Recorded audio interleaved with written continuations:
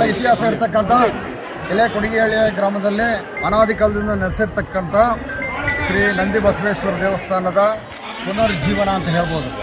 ಜೊತೆಗೆ ವಿದ್ಯಾಗಣಪತಿ ಅಥವಾ ಸಂಕಷ್ಟ ಗಣಪತಿ ಮಹಾಲಿಂಗ ಅಂದರೆ ಶಿವನ 5 ಮುಖಗಳು: ಸದ್ಯೋಜಾತ, ಈಶಾನ, ತತ್ಪುರುಷಾಯ, ವಾಮದೇವ, ಅಘೋರ. ಈ ಅಂದರೆ ಪಂಚಭೂತಗಳ ಸಂಕೇತ. ಅದನ್ನು ಯಾರು ಸ್ಮರಣೆ ಮಾಡ್ತಾರೆ, ಪಠನೆ ಮಾಡ್ತಾರೆ, ಆರಾಧಿಸ್ತಾರೆ, ಅವರಿಗೆಲ್ಲ ಕುರಿತು ದೋಷಗಳೆಲ್ಲ ಪರಿವಾರವಾಗಲಿ ಅಂತ ಎಲ್ಲ ದೇವತೆಗಳು ಆಗ್ರಹಿಸ್ತಾ ಇದ್ದಾರೆ. ಈ ಅಂಥ ಒಂದು ಪರಮ ಪುಣ್ಯವಾದ ಕೆಲಸವನ್ನು ನಮ್ಮ ಎಲೆಕೊಡಿಗೆಹಳ್ಳಿ ಎಲ್ಲ ನಮ್ಮ ಗ್ರಾಮಸ್ಥರು, ನಾವು ದಾನಿಗಳು, ನಮ್ಮ ಶಾಸಕರು, ಹಿತೈಷಿಗಳು ಎಲ್ಲರೂ ಸೇರಿ ಇವತ್ತು ಆ ದೇವಸ್ಥಾನವನ್ನು ನಿರ್ಮಾಣ ಮಾಡಿದ್ದೇವೆ. ಪುನರ್ನಿರ್ಮಾಣ ಅಂತ ಹೇಳ್ಬೋದು. ಯಾಕೆಂದರೆ 800 ವರ್ಷಗಳ ಇತಿಹಾಸ ಇತ್ತು.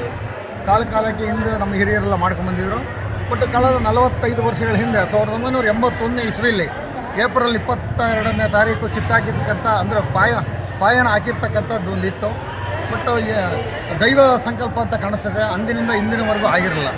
ಇವತ್ತು ನಮ್ಮ ಕೊಡಗೇಳಿ ಗ್ರಾಮಸ್ಥರ ಎಲ್ಲರ ಸದ್ಭಕ್ತರ ಅಪೇಕ್ಷೆಯಂತೆ, ಸುತ್ತಮುತ್ತಲ ಗ್ರಾಮಸ್ಥರ ಅಪೇಕ್ಷೆಯಂತೆ, ದಾನಿಗಳ ಅಪೇಕ್ಷೆಯಂತೆ, ಗುರು ಹಿರಿಯರ ಆಶೀರ್ವಾದದಂತೆ ಇವತ್ತು ಅತ್ಯಂತ ಭವ್ಯವಾದ ಶಿಲಾ ಮಂಟಪ ಮತ್ತು ದೇವಸ್ಥಾನ ಅಂತ ಏನು ಹೇಳ್ತೀವಿ ನಿರ್ಮಾಣ ಆಗಿದೆ. ಅದಕ್ಕೆಲ್ಲ ಕಾರಣ ಎಲ್ಲ ನಮ್ಮ ಹಿರಿಯರ ಆಶೀರ್ವಾದ, ನಮ್ಮ ಈಗಿನ ಪೀಳಿಗೆಯ ಎಲ್ಲ ನಮ್ಮ ಸನ್ಮಿತರು, ಕೊಡಗೇಹಳ್ಳಿ ಗ್ರಾಮದ ಎಲ್ಲ ಹಿರಿಯರು, ಕಿರಿಯರು ಎಲ್ಲ ಪ್ರತಿಯೊಬ್ಬರು ಸಹಕಾರ ಇದೆ.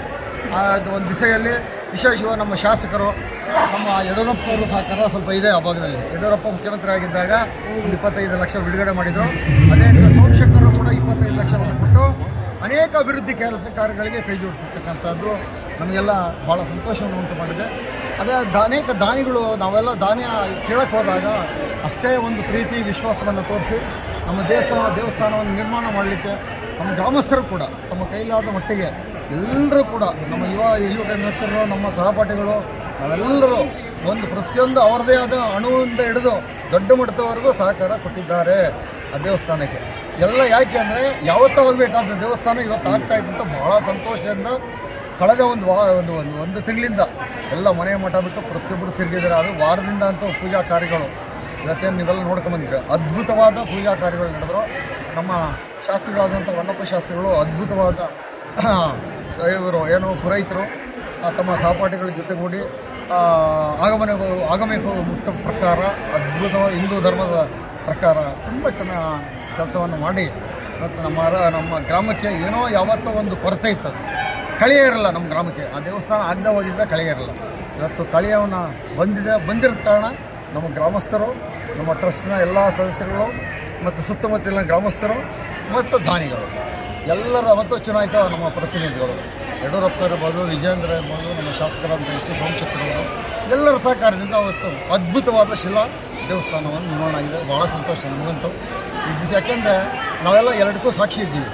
ಇವತ್ತು ನಮ್ಮ ಪಾಲನೇತರ ಇರ್ಬೋದು, ನಾವಿರ್ಬೋದು, ನಾವಿಬ್ಬರು 81ನೇ ಇಸ್ವಿಲೂ ಕೆಲಸ ಮಾಡಿದ್ದು, ಈಗಲೂ ಮಾಡಿದ್ದೇವೆ. ಇನ್ನು ನಮ್ಮ ಯುವ ಮಿತ್ರರು ಎಲ್ಲ ಈಗಿನ ಸ್ವಲ್ಪ ಪೀಳಿಗೆ ಆ 81ನೇ ಇಸ್ವಿ ದೇವಸ್ಥಾನ ಕಿಟ್ಟಾಗ ಈಗಪ್ಪ ನಾವು ಎಲ್ಲ ಹುಡುಗರು, ಯುವಕರು ಕೆಲಸ ಮಾಡಿದ್ದು. ದೊಡ್ಡವರು ಅವಾಗೆಲ್ಲ ಭಾಳ ದೊಡ್ಡವರು ಇದ್ದರು.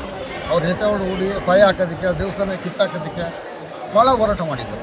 ಅದು ಅವರೆಲ್ಲ ಹಿರಿಯರ ಇವತ್ತು ಸ್ವರ್ಗದಲ್ಲಿದ್ದಾರೆ ಹಿರಿಯರು ನಮ್ಮೂರನ್ನ. ಅವರೆಲ್ಲ ಆಸೆ, ಅವರು ಅಲ್ಲಿಂದನೇ ಆಶೀರ್ವಾದ ನಮಗೆಲ್ಲ ಮಾಡ್ತಾರೆ. ಬಸವಣ್ಣನ ದೇವಸ್ಥಾನ ಆಗಬೇಕು ಅಂತ ಭಾಳ ಜನ ಹಿರಿಯರು ಆಸೆ ಇತ್ತು. ಈ ದಿವಸಲ್ಲಿ ಇವತ್ತು ಅವರೆಲ್ಲ ಆತ್ಮಶಾಂತಿ ಸಿಗಲಿ, ಅವರೆಲ್ಲ ಆಸೆ ಪೂರೈಸಿದೆ ಅಂತಕ್ಕಂಥ ಭಾವನೆಯನ್ನು ವ್ಯಕ್ತಪಡಿಸಿ ನಿಮ್ಮೆಲ್ಲರಿಗೂ ಮತ್ತೊಮ್ಮೆ ನಮ್ಮ ಕೊಡಗೇಹಳ್ಳಿ ಗ್ರಾಮದವರು ಎಲ್ಲರೂ, ನಮ್ಮ ಯುವ ಮಿತ್ರರು, ಹಿರಿಯರಿಗೆ, ಕಿರಿಯರಿಗೆ ಎಲ್ಲ ನನ್ನ ಹೃತ್ಪೂರ್ವಕವಾದ ಮನೆಗಳನ್ನು ಸಲ್ಲಿಸೋಕ್ಕೆ ನಾನು ಇಷ್ಟಪಡ್ತೀನಿ.